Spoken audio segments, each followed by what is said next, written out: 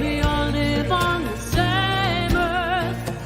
We fish and swim in the same oceans. We breathe the same air, gaze at the very same moon. We feel the warmth of the same sun. We are one.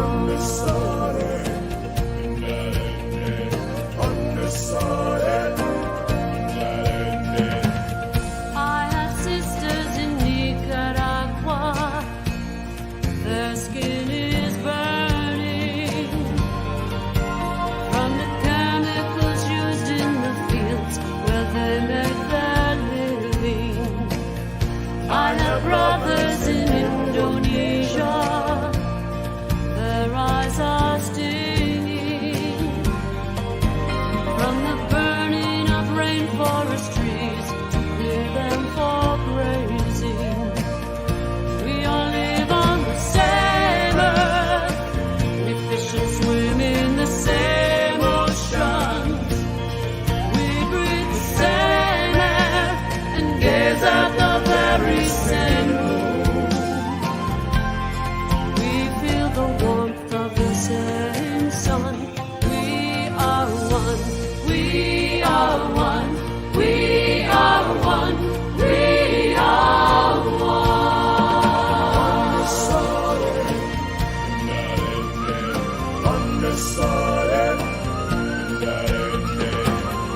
We are builders in ancient forests who mourn the passing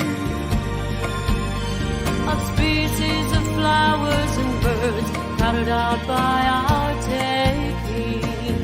And there are children in war-torn countries. They are all of our children. They can remember a nighttime of peace with no shooting or crying. We all live on the same earth. We fish and swim in the same oceans. We breathe the same air and gaze at the very same moon. We feel the warmth of the same sun. We are one. We are one. We are one. We are one.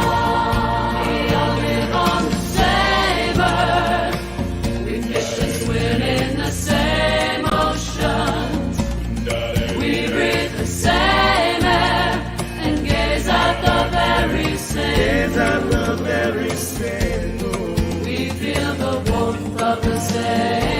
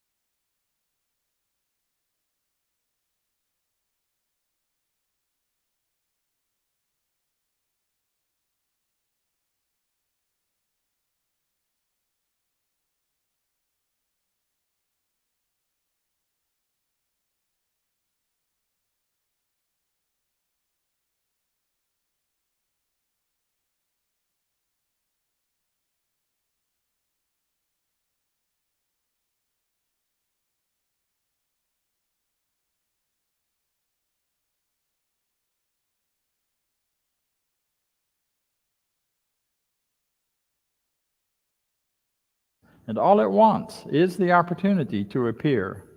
You're that opportunity, so am I, and so it is. So as we stand in that reminder, we recognize that life is flowing through each of us as each of us. And in doing that, it opens a doorway for each of us to be the purpose for the opportunity and the power for celebration. Your unique gifts, your unique expression of yourself, your unique understanding of who you are is an expression of the one in its uniqueness, in its oneness, in its power. Therefore, we celebrate you, whoever you are, wherever you're from, whatever you do, whatever your self-awareness, whatever your pronouns are, all of those things, we recognize you and we celebrate you for who you are and for the choices you've made. So we are a community here that believes in oneness. We believe in the idea that there are not two powers out there in the universe, but only one. And that one is being used in many, many different ways that sometimes may appear to be two. However, we know there's only one. One energy, one power, one love, one law. To better understand who we are and what we teach, you can get a taste of that from our Declaration of Principles, which will be presented by some of our practitioners.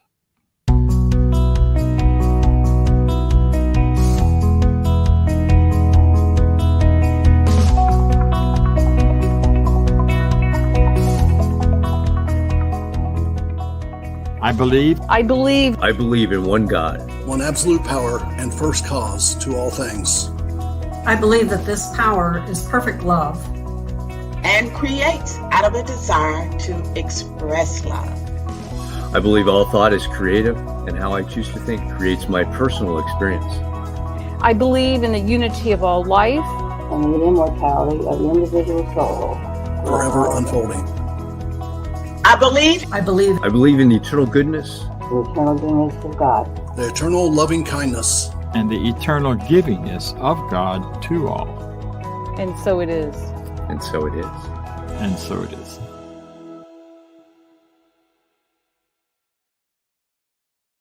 People who are part of our organization who have been trained in how to use these ideas to help themselves heal and to assist others in healing.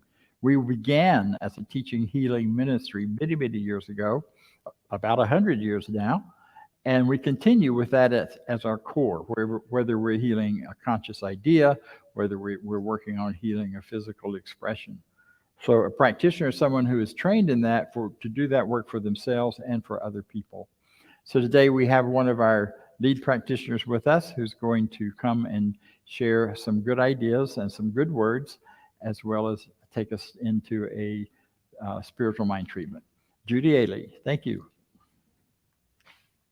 Thank you. Mm-hmm. So this is on? Okay, awesome. All right, well, good morning, everybody. And I'm glad to be here this morning in person with you here. And of course, I'm glad to be with those of you who are joining us online for our service. However you are here, we are so glad that you are joining us today and we welcome you. We are continuing this month in our discussion of the topic of nature.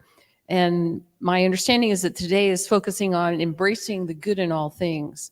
I personally love this topic. For me, nature, the natural world, is such an obvious expression of spirit.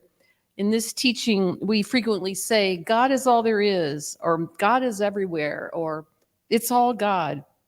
And of course, this includes nature. For me, God expressing through nature is so obvious.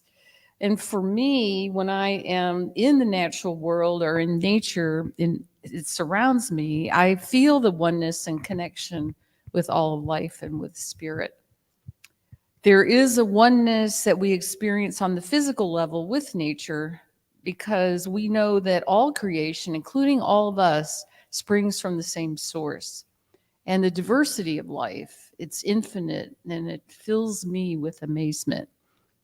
When I was thinking about what I was going to say this morning on the subject of nature, my mind, of course, went to gardening. I really enjoy gardening, and I see that somebody has brought some jalapeno peppers this morning from their garden. They really produce, don't they, when you plant those? Well, in recent years, gardening has kind of become my thing. It's a place that I can actually go and relax and rejuvenate myself. And, earlier this month, earlier actually, before I even knew the topic for this month, I found myself going back and reading a book about the Findhorn Garden, that old garden. This is a book that was popular a number of years ago, like in the 60s and 70s. So that's over 50 years ago. It dates me, but maybe some of you have heard of this. The Findhorn Garden is basically the story about 3 people who felt divinely guided to start a garden in the northern part of Scotland, in one of the most unlikely places to start such an endeavor. It's an amazing story about people putting complete and total trust into spirit to guide them as they created their lives with nature or with spirit. So without much financial means or possessions, they ended up growing a very productive and beautiful garden. And much of the story is about their divine guidance in how to grow various plants. They work in cooperation with nature and the nature spirits of the various plants that they grew. And they call them nature divas in this book. And as a result, the vegetables and other plants that they grew were fantastic. They were bigger and more beautiful than what had been traditionally grown in this inhospitable climate, where normally the growing season was short and it was a struggle to grow much of anything. But they followed divine guidance and worked in cooperation with nature and with spirit to create this garden. And as a result of this, a beautiful spiritual community grew.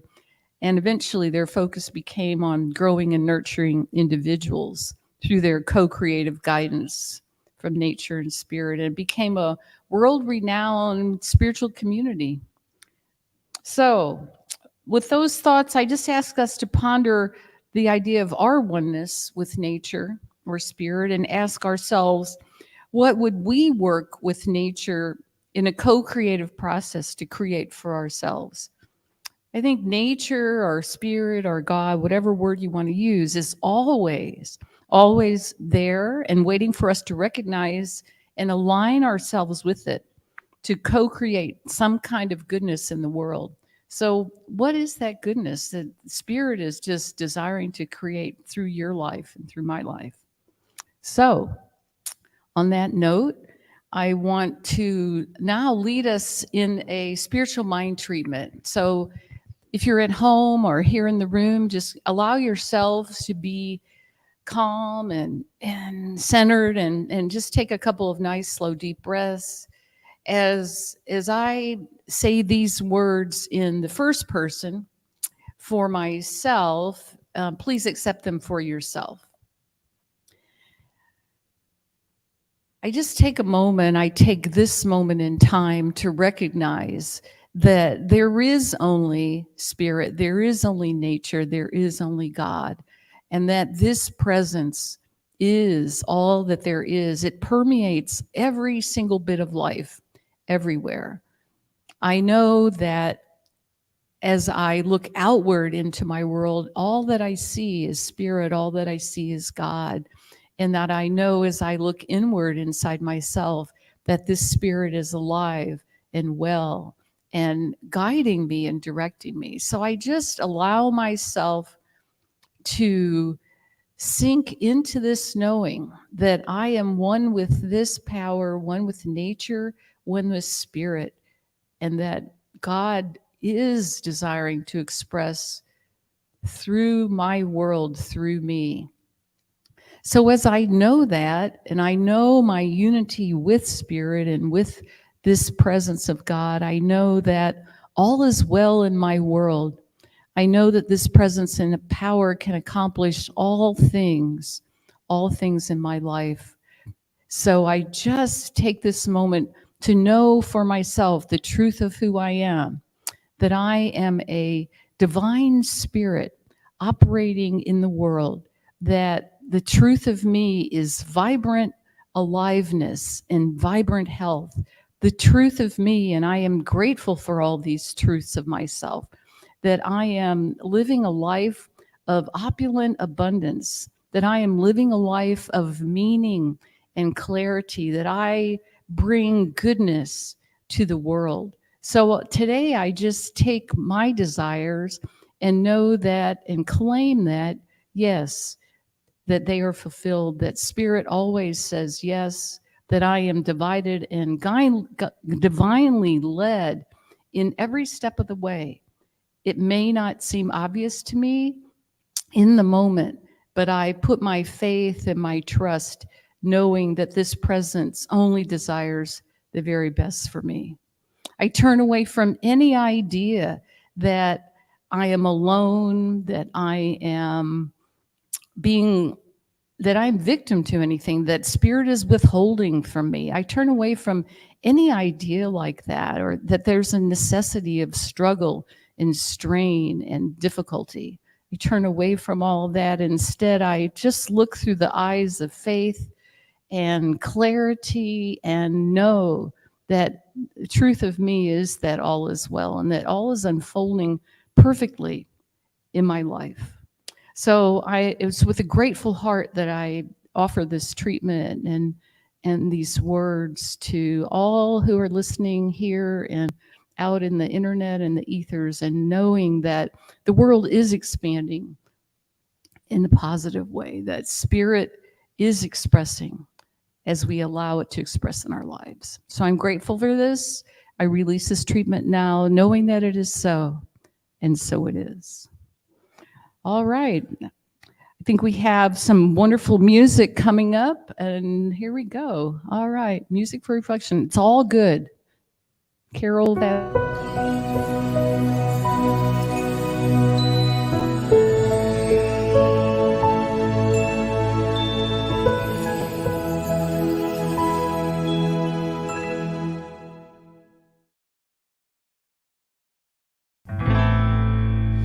I know the secret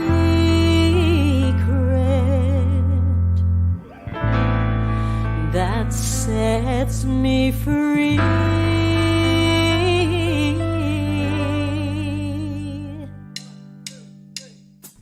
It's all good, you best believe it. It's how you see it. It's all up to you. It's all good, it's a decision. Just hold your vision and watch your dreams come true. Yeah. Some days can be so hard, feeling scarred, want to run away. That's when I just laugh out loud and know that cloud isn't gonna stay. I know the secret that sets me free. It's all good, you best believe it. It's how you see it. It's all up to you. It's all good, it's a decision. Just hold your vision and watch your dreams come true. Oh yeah, yeah. Lives have their ups and downs, smiles and frowns. We live it every day. No need for fear and shame. It's just a game that we don't have to play. If we see it for what it is, then we can be free. 'Cause it's all good, you best believe it. It's how you see it. It's all up to you. It's all good, it's a decision. Just hold your vision and watch your dreams come true. Then I hold the world in my embrace. Then I feel the sun upon my face. Oh, it's all good. Oh yeah.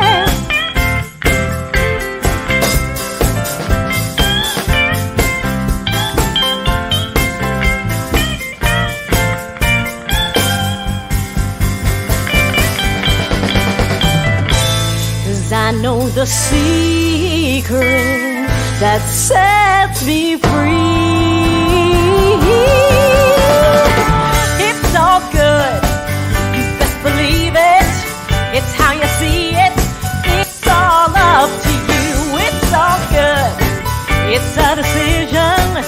Just hold your vision and watch your dreams come true. It's all good. You best believe it. It's all good. Oh, yeah, yeah, yeah. It's all good. Oh, yeah. It's all good. Oh, yeah, yeah, yeah. It's all good. It's all good. It's all good. Oh, yeah. Oh, yeah. It's all good. It's all good.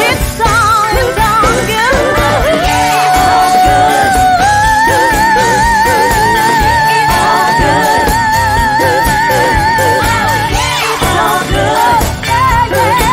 all good.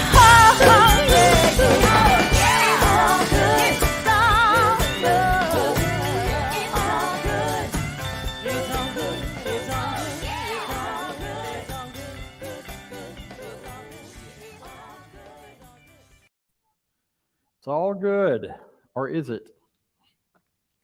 Last night, the thunder woke me up, and it was the approaching storm that came rolling through parts of Atlanta. And I was happy to be awake because I was laying there about half awake anyway.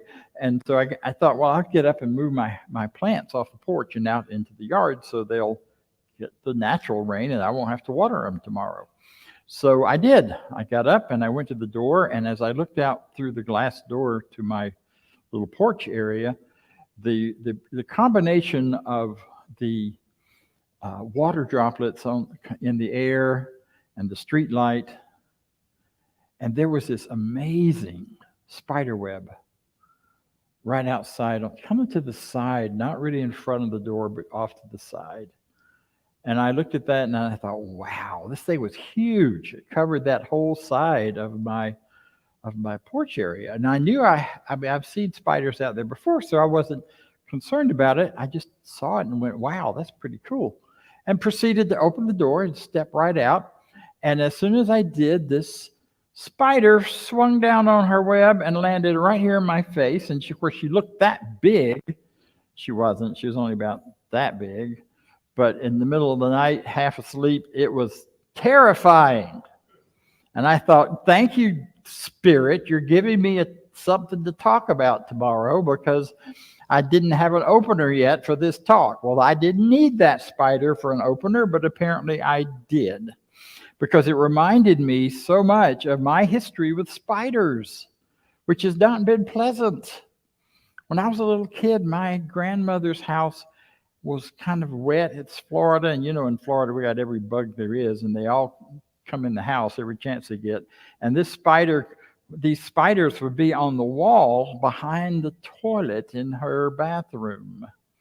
So to go in there and use that facility, you had to back up closer to the spiders than I ever wanted to be. These were big. They looked this big. Of course, I was 7, 8, 9, so they weren't. They were probably about that big. But they showed up. As soon as you turned the light on, they looked like we scared them all, and they were those brown house spiders. They were completely harmless. They didn't do any harm to me. They were more scared of me than I was of them, although they didn't run away as fast as I wanted them to.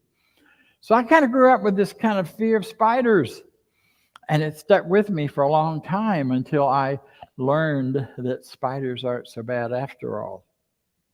And we all have these creepy crawlies in our lives and in our experience that gets our attention and wakes us up. And it might be spiders. It might be some other kind of bug. For many people, it's snakes. And we even have justification for that, because the Bible says it's okay to hate snakes. It doesn't really, but that's the way that got interpreted down through the years. That whole Adam and Eve and the snake thing, because, the devil is a snake. It's also how we learn to hate rats, because we have hundreds of years of remembering in our DNA and in our consciousness of the Great Plague, which swept through Europe thanks to the rats. So we have people that, are absolutely terrified of rats. The very thought or sight of one just sends you into apoplexy. So what about taking that idea that there are things in our world that just we don't embrace as good in any way, shape, or form, and moving that into the metaphysical idea or the idea of thought and consciousness, and ask you, are there also creepy crawlies in consciousness that perhaps have you wanting to run back in the house real fast when things show up? I have some. I suspect you do too. I asked some folks and then I got distracted, but I asked the people here, what are some of those creepy crawlies that show up for you? And I got one card back that says issues with health, especially when it involves someone I care about and love. And the creepy crawly shows up in my consciousness all about, are they okay? What's going to happen? And on it goes. And it takes away the energy of joy of the everyday life that we have. There's some other creepy crawlies, and I'll come back to that one, but that I also want to talk about. I think a creepy crawly that people have that they aren't always aware. It's kind of like roaches in your house. If you have roaches, you're in the South, if you have any roaches, you don't know they're there unless you get up in the dark and turn the light on really fast, and then they all scurry away. We have some creepy crawlies in consciousness that are there all the time, but they may not show up until we suddenly shine a light on them. Things like choice. What do you mean choice? I love the fact that I have choice. And most people love having choice. We talk all the time about we choose our lives and we make choices that direct us and tell us where to go and help us choose things. And we move forward and we have all that freedom that goes with it. And yet, do we? Or is choice something that we don't like to have too much of the time? Because and when you look at how people live, we set up patterns that we can count on.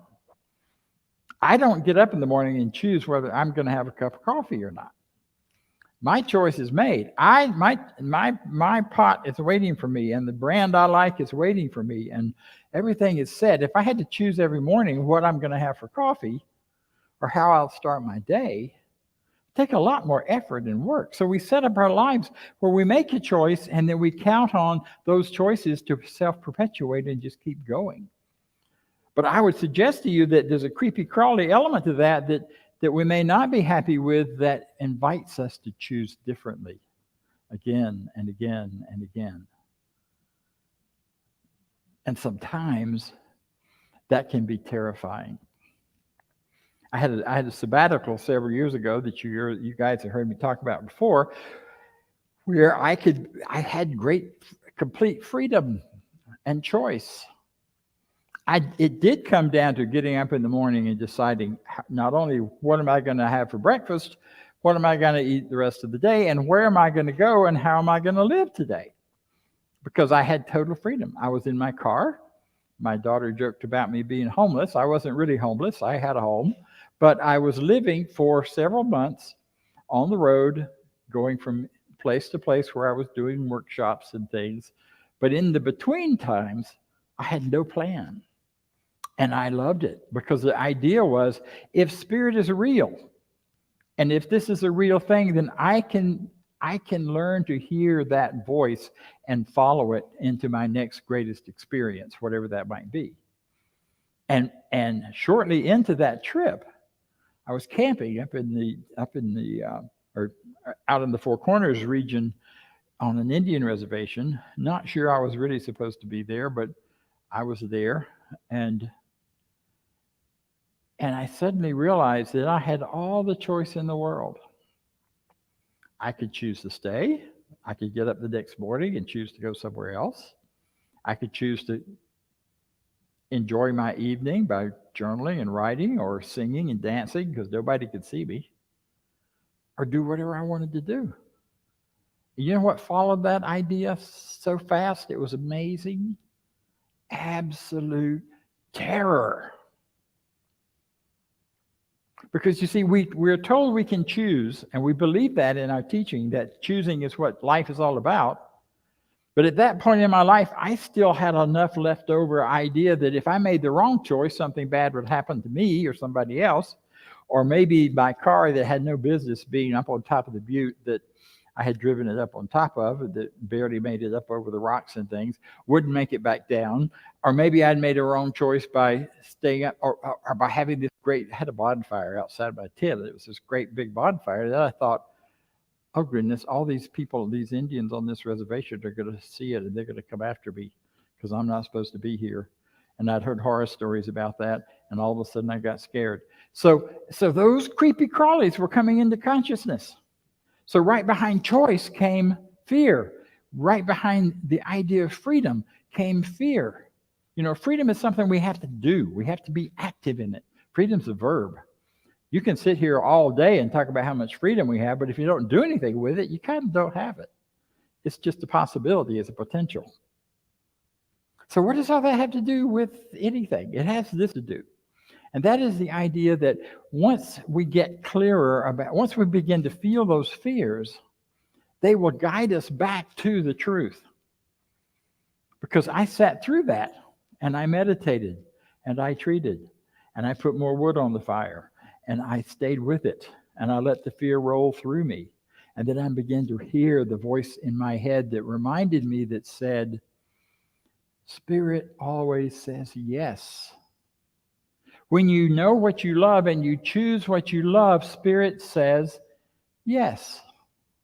Now, sometimes we choose something we don't quite love, and Spirit still says yes, because that part of Spirit is law, and law says yes to whatever you choose in your heart of hearts, in the depth of your knowing. So if you choose things that are basically fear-driven, or maybe fear-modified, that choice gets a yes as well. And it comes with the fear attached to it. Now, I am not saying that everybody has to start every day brand new as if you never happened before. I'm not giving up my coffee. But it does mean that we have the chance to recognize that if we were to choose differently, if that creepy crawly choice of fear or choice that we become fearful about, if we fully embrace our freedom to use it, then it ceases to be a creepy crawly. When we know that if I choose this direction or that direction, or this way of being or that way of being, then my choice guides me to a spiritual yes, which indeed guides me to my next greatest thing. And my time there on that mountain was amazing and wonderful, and I stayed until I ran out of water. And I decided I had two choices. I could hike down to the creek down at the bottom of the butte and get some water and then boil it and then use it. Or I could drive the 5 miles back to the last gas station and buy some. So I made that choice. And as I got back down off the butte and out of that section, I realized my time there was done. And I said, what next? And the thought went through my head, Grand Canyon. You're only 20 miles from there, and it's early enough to get there before dark. And off I went. The next best thing, the next good thing is always right there with the yes, right there behind the yes, right there ready to go. One of the things that I think really can sneak up on us are those things that we're fearful of and we don't even know, because we've built our lives so that we don't see them sometimes. Perhaps you're afraid of your own anger, and so you always make sure you're not around any kind of anger that will explode. I don't like my anger. It shows up sometimes. But when I recently was in Florida and was chatting with some people, I ran into some furious levels of rage in folks I had never experienced up close and personal. I had seen it.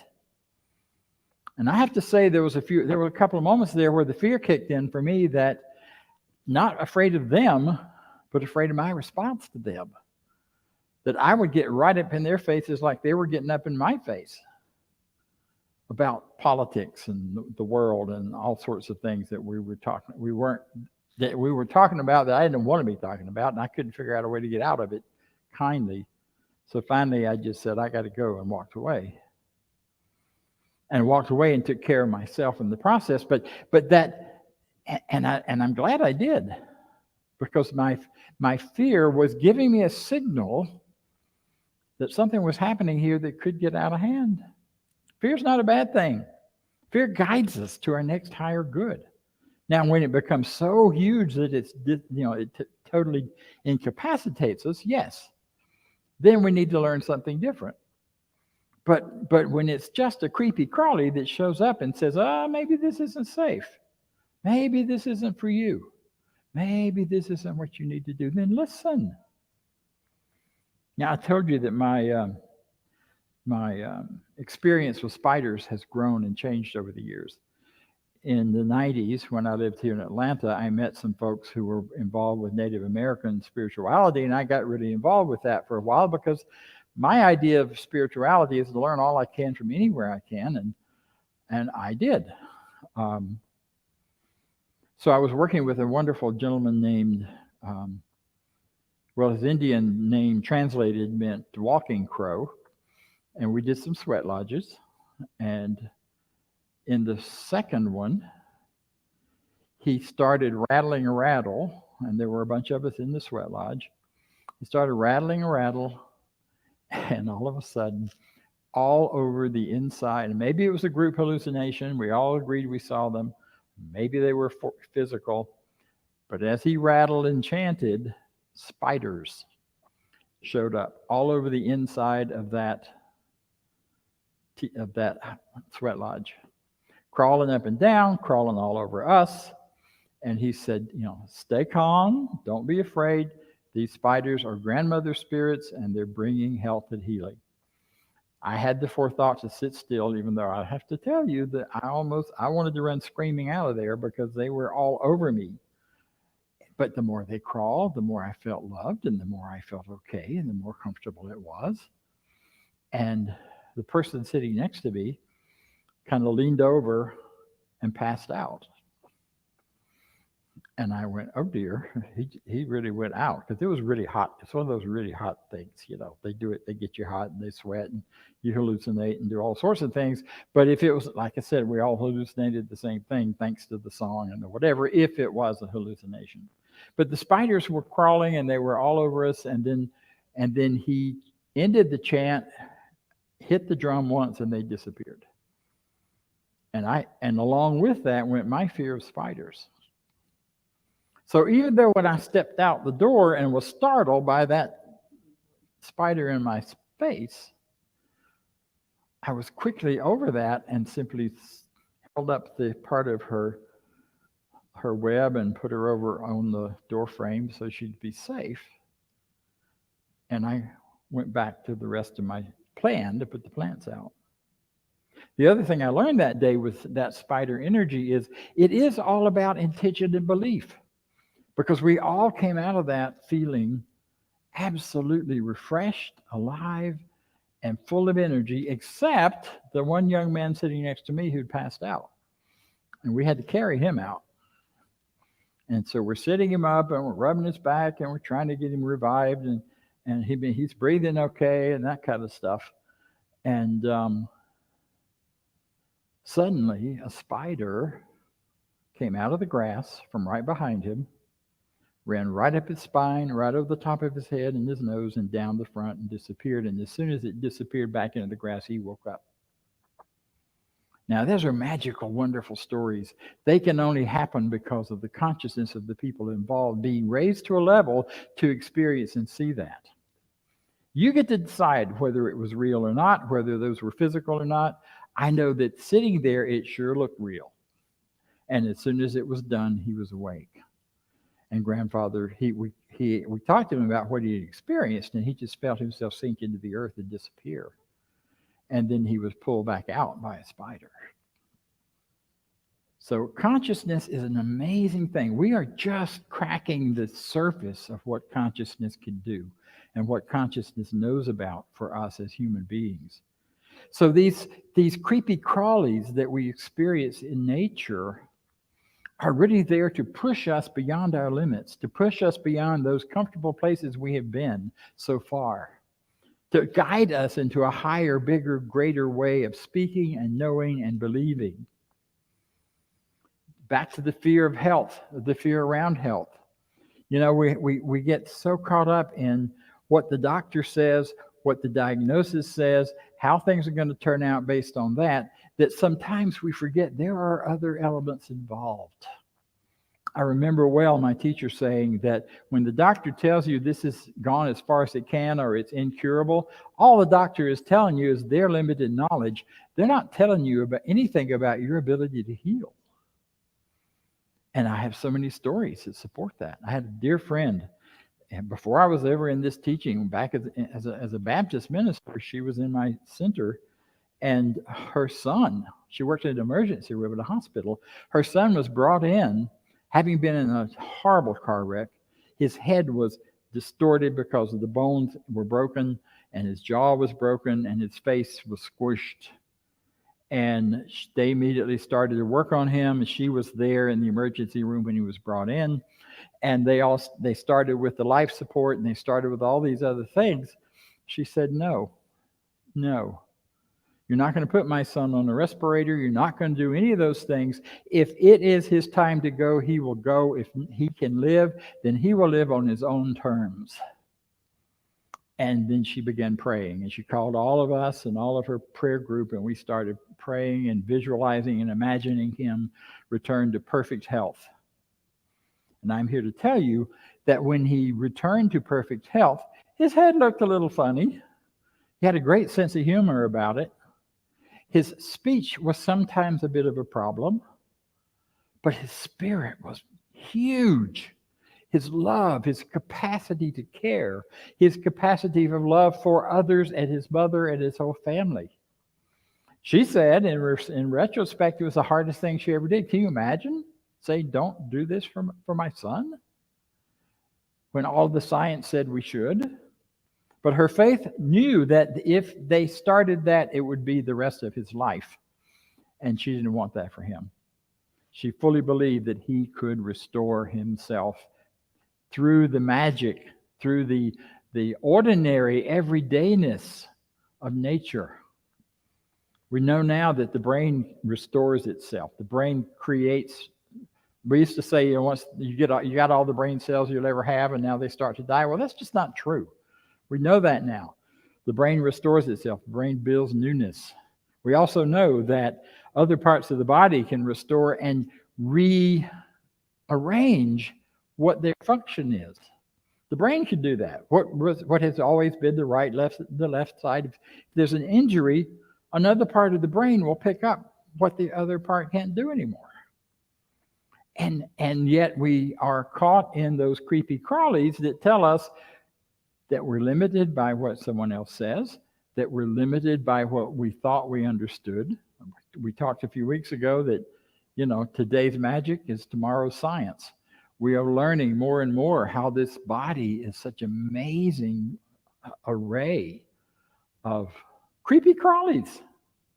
Thousands of creepy crawlies, billions of creepy crawlies keep your body working and working beautifully. Thank God we don't have microscopes to look at it, because we'd be grossed out. And yet the truth is, those appearing creepy crawlies are all good because they are making everything work in our system. And if we don't have them, or if we poison them, or if we do certain things that would limit them, we have to find ways to restore them, and we do that. See, the truth is, and the bottom line is, there is only good. It's all good. And that means your life is unfolding perfectly according to its greatest good. It also means that this physical life is only one part of it. Just like who you are as a person is only partly contained right here in this physical form. There's a consciousness that you live and move and walk in that is bigger than that, so much bigger than that. And you know it when you meditate. You know it when you get quiet, and you can sense and feel the parts of you that are bigger than where you are right now. When you meditate and you're back to being a teenager again, and you feel all of that energy and life flowing through you, and you know that that's still alive and well in you. or when you project into the future of your aging process and where it will become and where it will go. And you stop all those creepy crawlies that tell you that just because you're older, you're less than. That's a nasty creepy crawly that's been going on in our culture.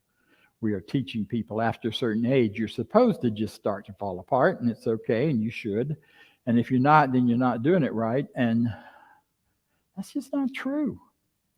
Look at 70 and 80-year-olds today compared to 20, 30, 40 years ago.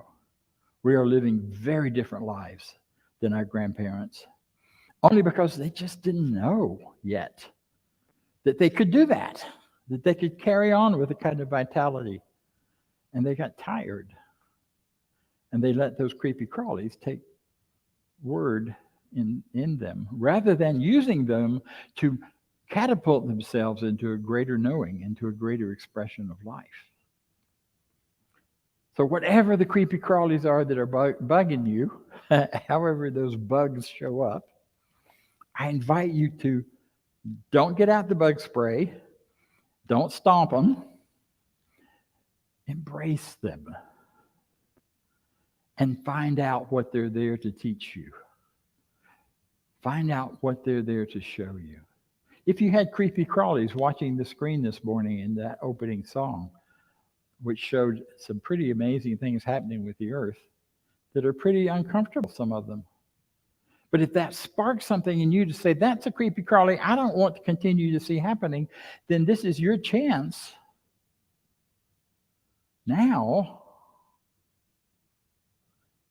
to put your heart, your soul, your action, your thought, your money, whatever, behind that cause that will change it. See what the creepy crawlies are telling you. See what the fear is telling you. See what the oh my gods are telling you.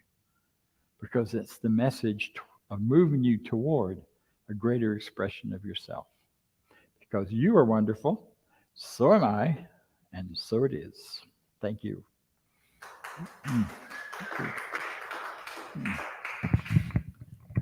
So now let's hear from Vance about some other things going on.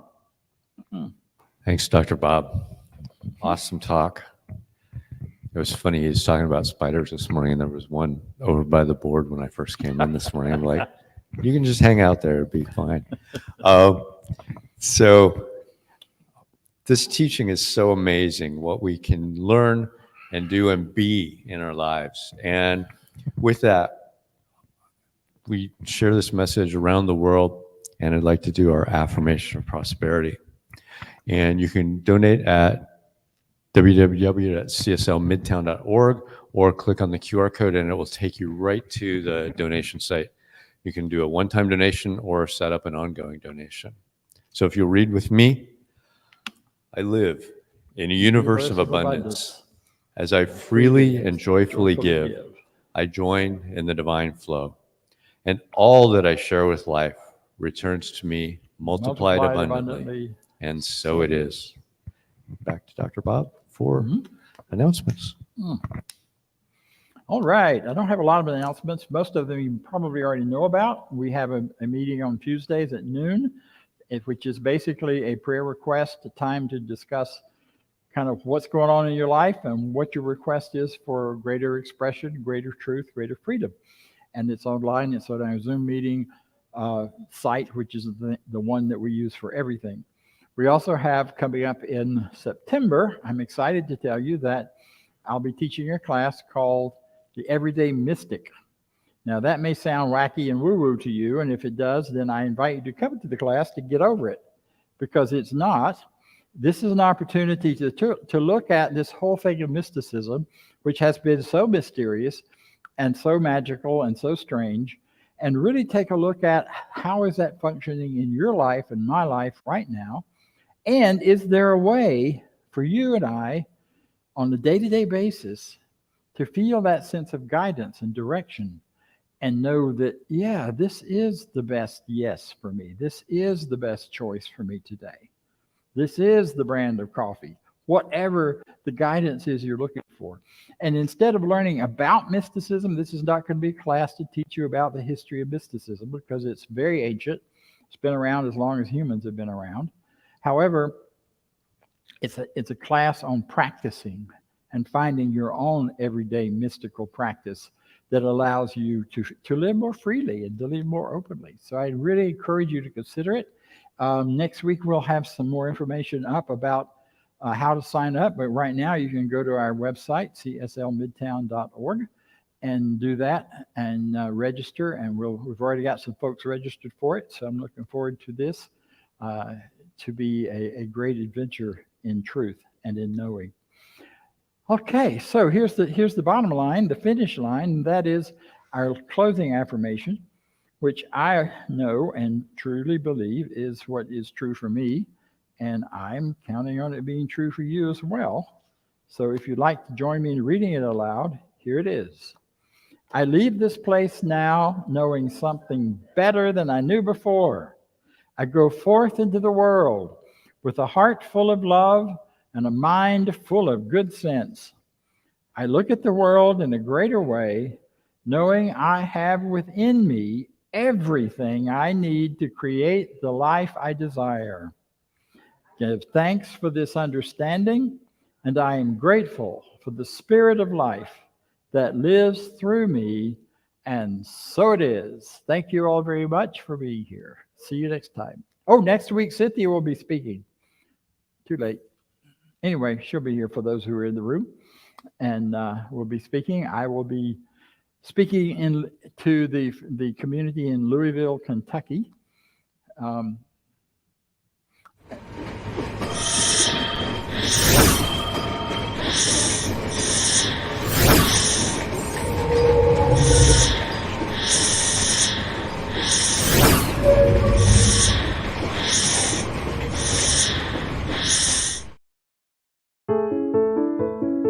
New Thought Media Network. We are a global broadcast network of positive music, media, and entertainment, inspiring humanity's evolution along the journey of enlightenment and creating a world of love, peace, empowerment, and prosperity for all.